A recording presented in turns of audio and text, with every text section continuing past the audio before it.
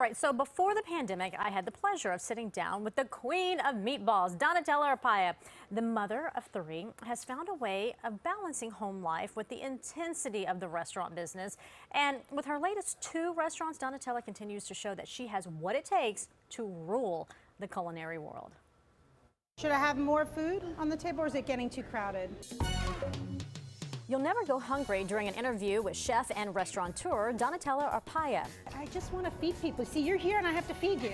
Well, trust me, it's who I am. I can eat, so I appreciate the offer there. Food is an obsession she gets from her family.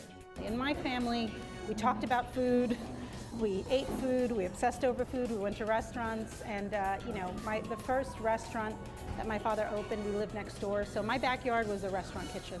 My father came to this country when he was 19, and he started as a busboy and worked his way up to become a very successful restaurateur. So I literally grew up in the business. That being said, I never worked in the restaurants. My father never wanted that for me. He wanted me to be a lawyer or a doctor, which was the immigrant dream for your children back then. Donatella went on to become a lawyer, only practicing for a few months. Her passion for food brought her back to the kitchen, opening her first restaurant at 27 years old. My second restaurant, which I opened when I was about 29, I opened with David Burke, called David Burke and Donatella. It was a very simple formula. I do the front of the house, he does the back of the house. I insisted that my name be part of the restaurant. Good for you. And he didn't like that too much, but I convinced him. Although back then, everyone thought I was the coat check girl, and they thought Donatella was Versace, was the owner. And there's plenty to laugh about now, because the venture was a massive success and put her name in the culinary spotlight.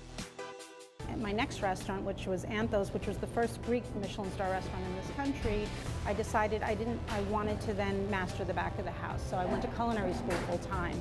While I had 3 restaurants, and that's also when I started my career. I started guest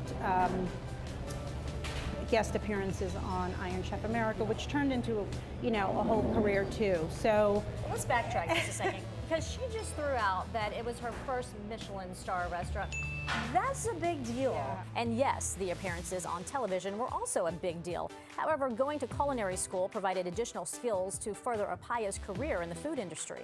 As a woman, what kind of, barriers that you feel that you had to not only come up against, but then overcome? I remember the first Saget review was like, go in for the hot owner.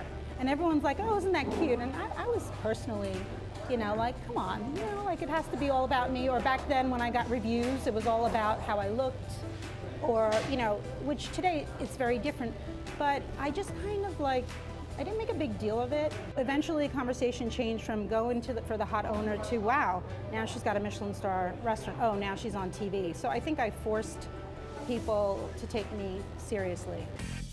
Inspired by her father and chefs Bobby Flay and Jean-Georges, Donatella hopes to cultivate and nurture the next generation of aspiring food stars. There's nothing wrong with wanting to make a lot of money at all, but you have to be driven, hardworking, consistent, and your reputation that you build is very, very important. What is your favorite meal to make?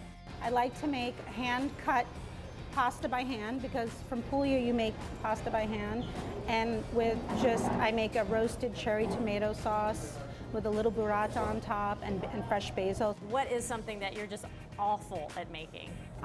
Don't ask me to make lamb. I don't like to look at it. I used up all my absences in culinary school that week. I skipped the chapter on lamb. What is the first thing that you've ever made? I would definitely say meatballs was probably one of the first things that I learned and mastered. And speaking of mastering, we headed to the kitchen, so this master of pizza could show me a thing or two. So this is par-baked in the ovens, and then we have a shell, and then we continue the baking. Do you want to do it? I do. Okay, so how thick does this have to be? You don't want to over sauce. Okay. Just a little bit left. Now this is a trigato cut, so it has a great melt. All right. Do you want to do it? Sure. This is Galvani cheese. Now, is there a special technique to making sure you have it fully covered, or? Yeah, you do want to leave the edge. I gotta get in here and do it. Making pizza. Just spread it evenly. Okay. That's it. Perfect. Sprinkle the fresh herbs. Oh, sprinkle the herbs first, okay. Just a little bit or a lot here? Come on, sparingly, but evenly. And then you want to just like, kind of like. So you didn't trust me with that. I didn't. You did it yourself. She didn't trust me. I didn't trust. I love you, but don't mess with my pizza. Definitely do not mess with her pizza. And Donatella has sent over some pizza for us this morning from her restaurant, Prova Pizza Bar, located in Grand Central Terminal. You can check it out. There's also a location in Times Square. It's so good. How great is this, right?